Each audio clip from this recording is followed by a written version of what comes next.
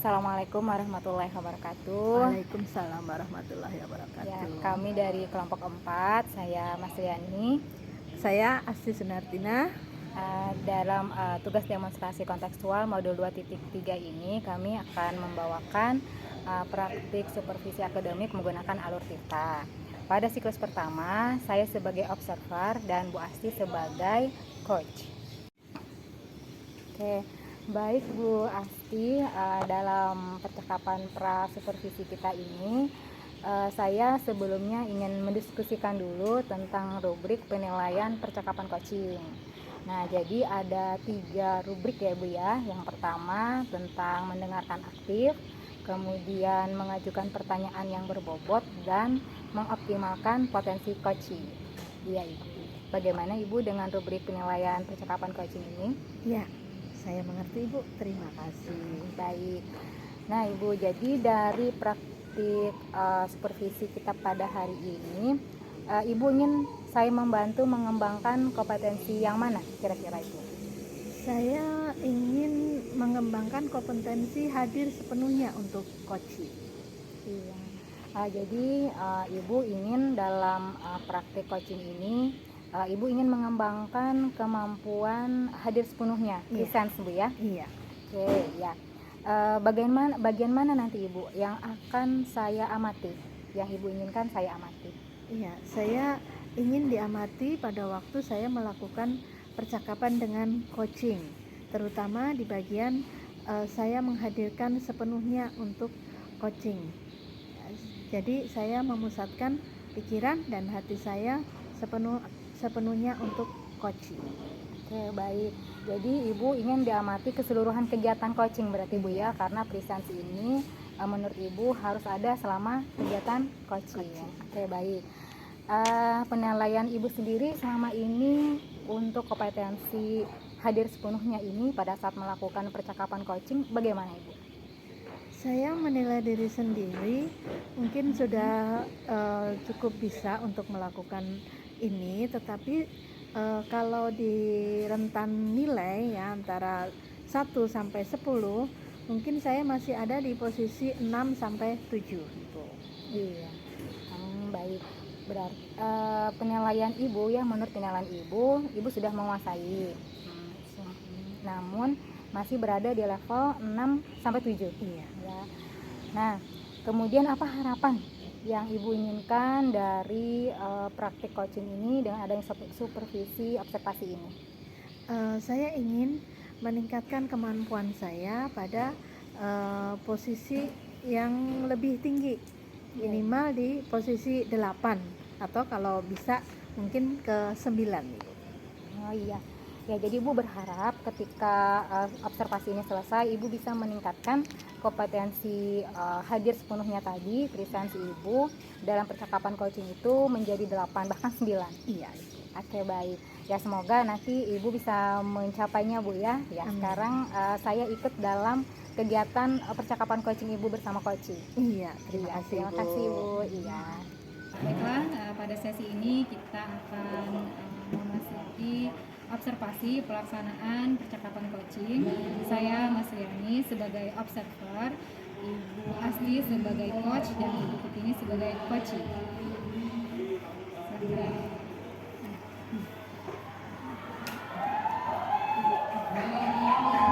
Assalamualaikum Ibu.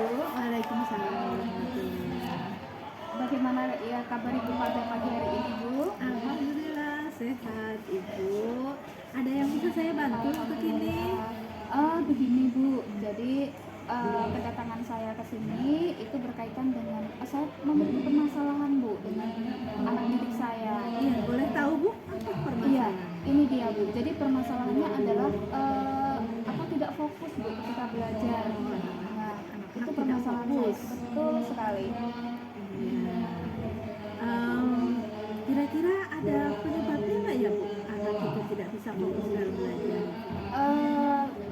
Ya mungkin ya Bu ya. Jadi saat ini saya sedang mencari penyebab apa sih yang menjadikan murid itu tidak fokus di kelas. Nah itu saya telusuri dulu ya Bu ya, nanti berkaitan dengan apakah nanti ada penyebabnya, apakah dari faktor intern ataupun dari faktor eksternalnya atau internalnya. Jadi di sini saya akan mencari tahu dari apa namanya bapak ibu guru yang mengajar di kelas itu.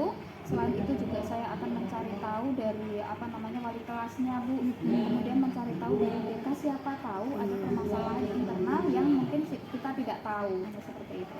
Iya, berarti Butuh ini mau mencari tahu ya dari mana asal kenapa anak itu tidak fokus belajar. Tadi Ibu sampaikan mungkin dari menggali informasi dari guru BK ataupun dari keluarganya gitu ya Bu. Betul. Iya. Terus kira-kira apa ya rencana Ibu, rencana kedepannya mungkin ya untuk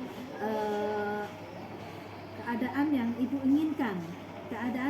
inginkan dari siswa itu sebenarnya bagaimana? Iya, begini Bu, jadi saya menginginkan ya Bu ya, keadaan di kelas itu adalah situasi yang kondusif Bu, situasi yang kondusif yang mana pembelajaran itu nyaman, aman bagi semua, baik itu untuk guru maupun siswa yang lain.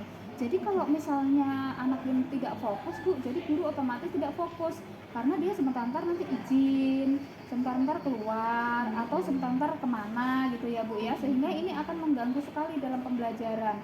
Nah, ketika nanti guru sedang fokus, ketika nanti diganggu itu akan hilang fokus Bu. Demikian juga murid-murid yang lain. Jadi saya menginginkan kelas itu kondusif, aman dan nyaman. Iya, benar sekali ya Bu ya. Ibu menginginkan kondisi kelas itu kondusif sehingga anak-anak itu bisa mengoptimalkan untuk belajar. Betul, ini juga merasa nyaman mengajar, merasa kita ada interaksi dengan siswa. Iya. Kira-kira ada rencana itu Bu kapan mulai berkomunikasi dengan guru, berkonsultasi dengan guru BK ataupun mencari latar belakang keluarga dari anak ini. Kira-kira kapan ya Bu itu? Ini sesegera mungkin ya Bu ya, dalam minggu-minggu ini kalau bisa. Kenapa? Karena kalau nanti dibiarkan berlarut-larut Bu, jadi dikhawatirkan nanti juga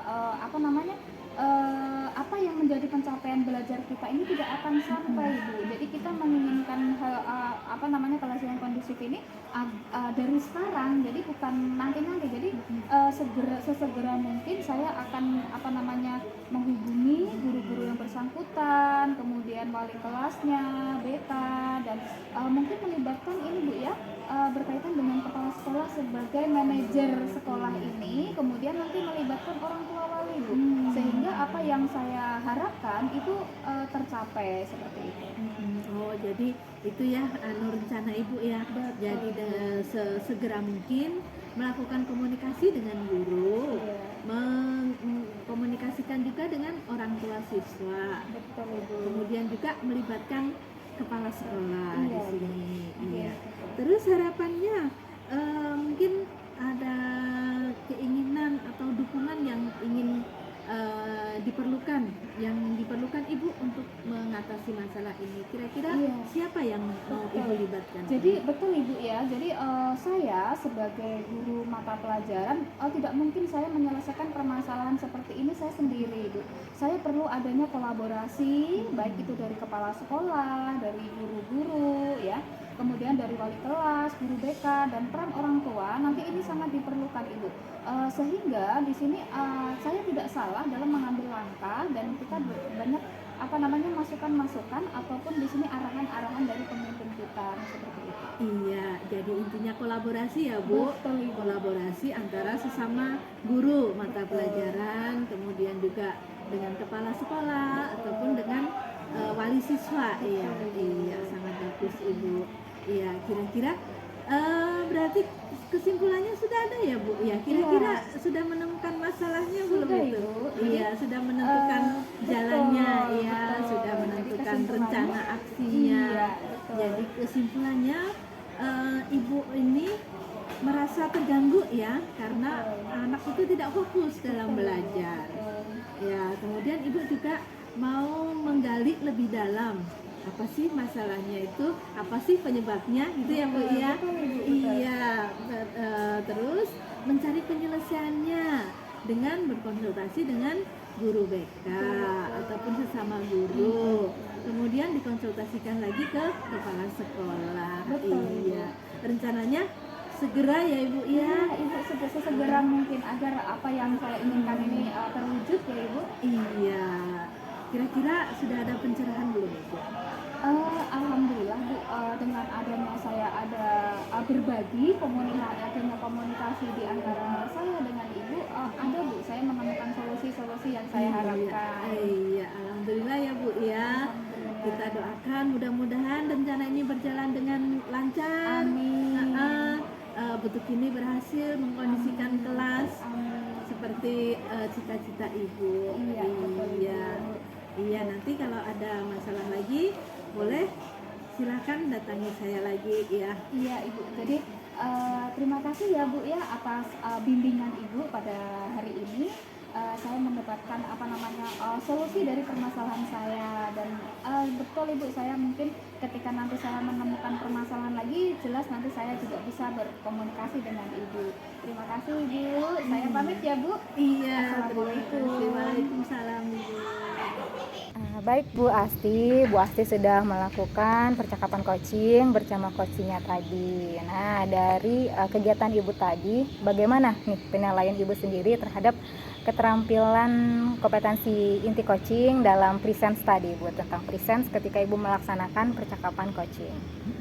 Saya merasa saya ada peningkatan kompetensi di sini ya, karena saya menghadirkan hati saya, pikiran saya mengalir untuk coaching ya. Jadi sepanjang percakapan tadi saya menghadirkan pikiran dan hati saya untuk coaching. Jadi dari percakapan coaching tadi Ibu mendapatkan peningkatan kompetensi Ibu ya dalam hal presence. Ibu semakin lebih menghadirkan hati, pikiran dan perasaan untuk coaching Ibu. Oke, baik Ibu, boleh saya menyampaikan hasil pengamatan saya? Silahkan Ibu. Ya. Tadi saya mengamati pada saat Ibu melakukan tahapan identifikasi dengan coach Ibu ya, saya sudah menangkap hal yang sama Ibu. Nah, jadi Ibu sudah tampak dari tampilan wajah, kemudian ekspresi juga, bahasa tubuhnya itu sudah sangat menggambarkan presence atau kehadiran penuh Ibu bagi coach Ibu. Dan jika kita kembalikan ke harapan Ibu di awal, saya rasa ini sudah sesuai dan bahkan melebihi dari standar yang Ibu inginkan. Tadi yang Ibu inginkan peningkatan ke level 8 Bu ya. Iya. Nah, 8 dan 9. Nah, baik, namun demikian ada hal yang masih perlu dan masih bisa kita kembangkan, Ibu kembangkan kembali. Misalnya tadi pada saat percakapan coaching berlangsung, nah di situ saya melihat suasana yang lumayan bising Bu ya.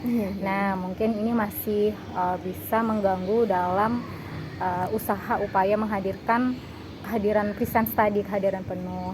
Untuk berikutnya mungkin nanti Ibu bisa bersama coaching mencari tempat yang strategis, yang lebih strategis lagi, yang tenang, di mana di sana coach bisa dengan leluasa menyampaikan permasalahannya dan meluapkan emosinya. Nah, bagaimana kira-kira Ibu mendengarkan hasil pengamatan saya ini? Sangat bagus Bu Ai, sangat menginspirasi saya ya. Saya akan perhatikan itu dan saya akan lebih meningkatkan kompetensi saya. Oke, terima kasih Ibu. Kita sama-sama belajar Bu ya. Iya, Nah, Bu. di sini saya juga masih belajar juga. Baik Ibu, jadi dari hasil percakapan, hasil supervisi kita hari ini, apa kira-kira tindak lanjutnya untuk ke depan? Nah, saya mungkin akan memberanikan diri menjemput bola. Jadi ketika di ruangan saya dengan rekan-rekan guru misalnya ada perubahan sikap ataupun masalah, itu saya memberanikan diri untuk bisa menggali atau mungkin menghadirkan diri untuk mereka Ibu. Iya. Jadi nanti sebagai tindak lanjut Ibu akan berupaya mencoba jemput bola, inisiatif Bu ya, jemput bola untuk bisa menghadirkan presence tadi, melatih presence. Nah, kira-kira kapan Ibu? Kira-kira Ibu akan jemput bolanya ini? Mungkin minggu depan saya akan mulai laksanakan itu. yang minggu depan Bu ya. Iya.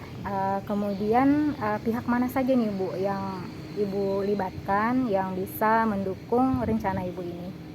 Mungkin yang pertama adalah kepala sekolah, karena memang dalam misalnya kita ambil contoh supervisi, ini kan pasti melibatkan kepala sekolah dengan dewan guru ya.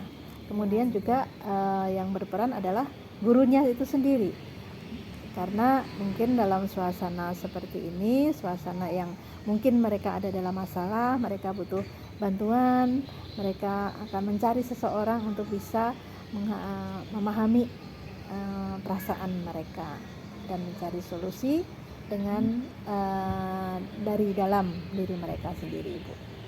Oke, baik. Nah, jadi pihak yang Ibu perlukan di sini kepala sekolah yang utama Bu ya sebagai pimpinan. Nah, kemudian juga dewan guru. Oke, baik Ibu. Saya doakan semoga rencana tindak lanjut Ibu ini berjalan dengan sukses dan Ibu bisa meningkatkan lebih lagi kompetensi Ibu ya di dalam hadir sepenuhnya ini. Iya, terima kasih Ibu atas bimbingannya. Terima kasih kembali Ibu. Mohon maaf jika ada kesalahan Bu ya. Iya, Ibu sama-sama Ibu. Saya juga mohon maaf. Iya, saya kesalahan. Sama-sama Bu ya.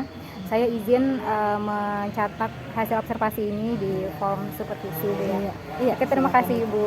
Assalamualaikum. Baiklah, sekarang kita akan masuki sesi refleksi dari observasi percakapan coaching. Di sini saya sebagai observer setelah melakukan observasi percakapan coaching bersama Ibu Asti dan Ibu Tukini, saya menjadi paham tentang alur supervisi itu sendiri yang terdiri dari 3 tahapan, 3 alur. Yang pertama pra observasi, kemudian kegiatan pelaksanaan observasinya, dan kegiatan pasca observasi. Sebagai observer pada kegiatan ini banyak hal yang saya dapatkan, khususnya berkenaan dengan pengetahuan dan juga keterampilan serta sikap dalam coaching. Nah, saya menjadi paham bahwa dalam melakukan supervisi akademik dilakukan dengan pola komunikasi berbasis coaching, di mana dalam supervisi akademik ini terdiri dari 3 tahapan. Tahapan yang pertama yaitu pra supervisi, kemudian pelaksanaan supervisi, dan yang ketiga pasca supervisi. Pada tahap pra supervisi, seorang supervisor pertama sekali dia mendiskusikan tentang rubrik penilaian yang akan dilakukan kepada supervisi. Kemudian setelah mendiskusikan tentang rubrik penilaian, supervisor juga dalam hal ini observer menanyakan tentang kompetensi apa yang akan ditingkatkan oleh supervisi. Kemudian selain itu menanyakan bagian mana yang ingin diamati secara detail yang berkenaan dengan kompetensi yang akan dia tingkatkan tadi. Setelah itu, supervisor atau observer juga menanyakan indikator dari keberhasilan kompetensi yang akan dia kembangkan ini. Indikator keberhasilannya seperti apa? Nah, jadi hal-hal ini sebelum kegiatan supervisi itu dilaksanakan sudah harus ada kesepakatan dan dibicarakan dalam tahap pra supervisi. Nah, kemudian ketika tahap supervisinya atau pelaksanaan supervisi, observer di sini mencatat segala hal yang tampak dan terdengar dari supervisi atau orang yang diobserver itu, untuk nanti datanya digunakan pada tahapan pasca supervisi, yang mana itu merupakan hasil dari pengamatan yang dilakukan oleh supervisor. Adapun hasil analisis data ini berupa data dan fakta, bukan asumsi dari supervisor secara pribadi. Kemudian pada tahapan ketiga yaitu pasca supervisi, supervisor menanyakan kepada supervisi bagaimana performa dia ketika supervisi tadi, ketika pelaksanaan supervisi. Supervisi disuruh atau ditanyakan tentang pendapat dia mengenai kompetensi yang ingin dia kembangkan dan sudah dia lakukan di kegiatan supervisi tadi seperti apa. Kemudian mengapa dia memiliki penilaian seperti itu terhadap kompetensi yang baru saja dia tunjukkan.